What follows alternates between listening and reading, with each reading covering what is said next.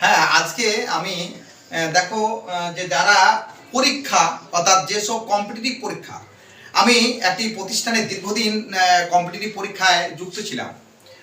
SSC, WBCS, তারপর যেসব পরীক্ষাগুলো হয় পুলিশ, রেল, ব্যাংক, বিভিন্ন এই পরীক্ষাগুলোর একটা নামী প্রতিষ্ঠানের সাথে দীর্ঘদিন যুক্ত ছিলাম। এখন যদিও শিক্ষকতার কাজ করি আমি, তো এখন তোমাদের বলি যে এই কিছু জিকে বা জিআই নিয়ে আমি তোমাদের কাছে ক্লাসে আজকে মানে নিয়ে এসেছি ক্লাসটা।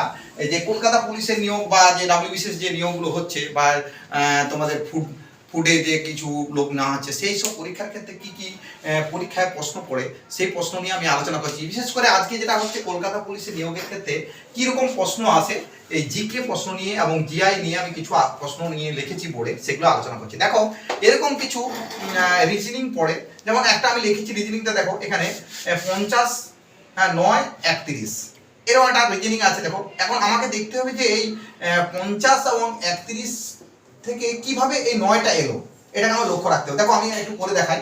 দেখো 5 + 0 + 3 + 1 কত হচ্ছে, দেখো এটা যোগ করলে দেখতে হবে 5 আর 3 যোগ করলে কত হয় 8, 8 এর সঙ্গে 1 যোগ করলে 9, দেখো 9টা এসেছে।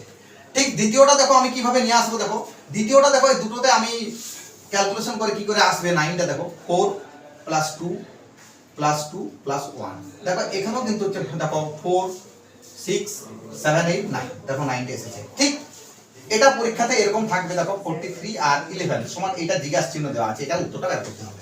দেখো এটা কিভাবে আসছে 4 + 3 + 1 + 1, দেখো এখানে কত আসছে 7, 8, 9, দেখো এখানে উত্তরটা কিন্তু অ্যানসার কিন্তু 9 হচ্ছে। এই লজিক্যাল যে জিআই গুলো, এগুলো কিন্তু তোমরা যদি খুব ভালোভাবে লক্ষ্য করো ক্লাসে, তোমরা অবশ্যই অনলাইন ক্লাসের মাধ্যমে শিখতে পারবে এবং এগুলো চাকরি পরীক্ষার ক্ষেত্রে অবশ্যই আসে। এগুলো এক একটা প্রশ্ন আমরা এই ভিডিওর মাধ্যমে যদি শিখতে চাই, তাহলে প্রতিটি ক্লাস যদি তোমরা ফলো করো অর্থাৎ প্রতিটি ক্লাসকে ঠিকমতো দেখো, তাহলে কিন্তু শিখে যাবে। দেখো আমি আবার একটা দেখো আরেকটা প্রশ্ন নিয়ে এসেছি। দেখো 1Q 2 + 2Q + 3Q, এটা দেখো পরীক্ষায় এরকম একটা প্রশ্ন পরীক্ষা দিয়ে থাকে। এর অ্যানসারটা থাকে, অনেকগুলো অপশন থাকে, সেই অপশনে তোমাদের দাগ দেও, তোমরা আন্দাজে দাগ দিয়ে দাও। কোনো জিনিস আন্দাজে বা কোন রকম ভাবে তুমি উত্তরটা করে দিলে, টিক চিহ্ন দিলে তুমি পরীক্ষায় পাস করে যাবে, এটা কিন্তু ভুল ধারণা। তোমাদের তার জন্য কি করতে হবে, পড়াশোনা করতে হবে, ক্লাসগুলোকে ফলো করতে হবে।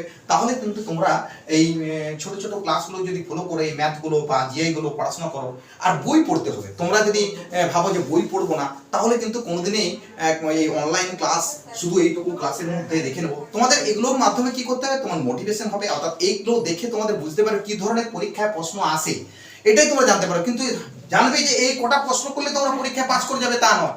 তোমরা অনলাইন ক্লাসগুলোতে দেখবে কি ধরনের প্রশ্ন পড়ে, এইগুলো থেকে তোমরা শিখতে পারবে যে কোন বই কিনতে হবে। হ্যাঁ, সেটা কিন্তু তোমাদের কলেজ স্ট্রিটে গিয়ে তোমরা সেই বইগুলো কিনে নিতে পারবে এবং বিভিন্ন পত্রিকাগুলো তোমাদের ফলো করতে হবে। সেই পত্রিকাগুলো যদি নিয়মিত দেখো এবং কিভাবে এই জিআই গুলো সলভ করা হয়েছে, তাহলে কিন্তু অবশ্যই তোমরা পরীক্ষায় পাস করবে। দেখবে তোমরা সাকসেস হচ্ছে প্রতিটি পরীক্ষা। দেখো আরেকটা দেখাই, তারপর আবার কিছু কথা তোমাদের বলবো। দেখো এখানে দেখো প্রত্যেকটাতে আমি কিউ আছে, সেগুলোকে আমি কি করবো, অ্যাড করে দেবো, সেটাই উত্তর হয়ে যাবে। এই ছোট ছোট টিক্স গুলো তোমাদের জানতে হবে। দেখো আরেকটা আমি তোমাদের টিক্স দেখাই। দেখো 99:9, আবার দেখো 99, আবার দেখো 3টে 9 আছে। কি করলাম, 99 সমান যতগুলো 9 থাকবে তার নিচে 1 হবে। দেখো দুটো 1 লিখেছি, 1 এখানে কেটে গেলে 9 হয়। 9টা দেখো এই 9 চলে এসেছে। তাহলে এর পরবর্তী সংখ্যাটা কি আসবে, দেখো এর নিচেও থেকে আমি 3টে 1 লিখবো, 999 দিয়ে আবার কাটাকাটি করলে দেখো 99, তাহলে অ্যানসারটা 99 হয়ে গেল। এই ধরনের ছোট ছোট অঙ্কগুলোকে যদি তোমরা এইভাবে সলভ করো, তোমরা অতি সহজে পরীক্ষায় কিন্তু তোমরা সাকসেস হবে। দেখো আবার একটা দেখো 2√64 আছে। দেখো এটাকে কিভাবে সলভ করবো, অ্যানসার অনেকগুলো অপশন থাকে। দেখো এখানে 64টাকে 6 + 4 এটাকে অ্যাড করলাম, কত হলো 10, 10 থেকে 2 মাইনাস করে দাও, তাহলে কি হবে 8 হয়ে যাবে। এই ধরনের ছোট ছোট ম্যাথগুলো পেতে হলে এই ধরনের অনলাইন ক্লাসকে তোমরা যদি ফলো করো, তাহলে কিন্তু অতি অবশ্যই এই আমার চ্যানেলটি সাবস্ক্রাইব করে রাখবে এবং আমার একটি পেজ রয়েছে, সেই ফেসবুকে পেজ কম্পিটিটিভ দর্পণ। এবং এছাড়াও বিএম স্যার সংস্কৃত ক্লাস, এখানে অনেক ধর্মীয় অনুষ্ঠান এবং বিভিন্ন রকম কম্পিটিটিভ পরীক্ষায় আমি ক্লাসগুলো দিই। অবশ্যই তোমরা এই ক্লাসগুলো ফলো করলে সাকসেস হবে, কারণ আমার দীর্ঘদিনের অভিজ্ঞতা, প্রায় আমি অনেক দিনে একটা কম্পিটিটিভ এক্সাম সেন্টারের সাথে একটি নাম করা, আমি নাম বলছি না, তার সাথে যুক্ত ছিলাম শিক্ষকতায়। অতএব তোমরা কিন্তু আমার এই যদি কথাগুলো শোনো, আমি যে কথাগুলো বলবো কম্পিটিটিভ পরীক্ষা, সেক্ষেত্রে তোমরা অবশ্যই সফলতা করবে, যে কোনো পরীক্ষার ক্ষেত্রে সফলতা আসবে। আজকে এই ছোট ছোট ম্যাথগুলো আলোচনা করলাম, পরবর্তী ক্লাসে আবার কিছু ম্যাথ আলোচনা করব। দেখো আর একটা ছোট ম্যাথ আলোচনা করছি, দেখো জিআই যেগুলো বলা হয়, এটাকে বলে লজিক্যাল রিজনিং। অর্থাৎ দেখো 6:18:7 সমান কত, এই জিজ্ঞাসা চিহ্নটা দেখো। দেখো প্রথম যে সংখ্যাটা আছে এটার হোল স্কয়ার করে দাও, অর্থাৎ 6 এর স্কয়ার করে দিলে কি, 6 করে স্কয়ার করলে কি 36, 6 হয়, এই 36টা হবে এর উত্তর।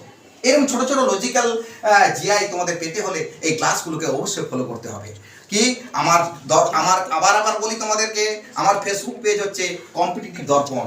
হচ্ছে তোমাদের এই অঙ্কগুলোকে সঠিকভাবে শিখতে গেলে তোমার এই ইউটিউব ক্লাসটাকে তোমাদের ফলো করতে হবে। অতএব এই ক্লাসের চ্যানেলটি তোমরা অবশ্যই ফলো করবে এবং এটাকে সাবস্ক্রাইব করবে, বিএম স্যার সংস্কৃত ক্লাস এবং ফেসবুক পেজ কম্পিটিটিভ দর্পণ।